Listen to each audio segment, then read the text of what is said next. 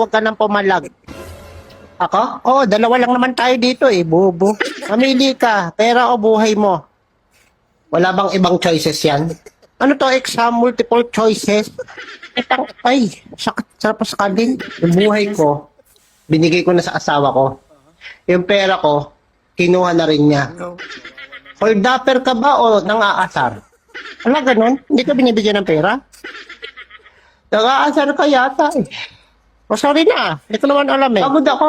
Galing ako overtime oh. Pag sahod ko, wala naman ako nakukuha. Tapos, wala ganun. Ay, pamasahe. Ha? Pag mag-hold up ka, huwag ka na bang asar.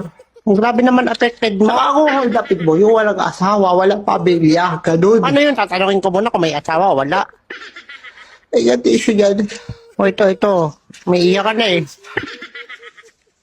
Pag hold up na, walang asaran. Hindi ko naman alam eh.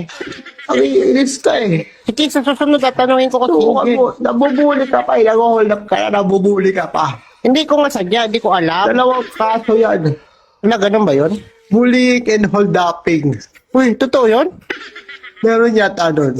Sige na, hindi na kita hold upin. Nahingan mo pa ako. Sige na. Balis ka sa akin ko, nakakaliban para ako sa mukha mo. Ito na, paalis na. Hindi ko naman alam na under ang hands ko eh.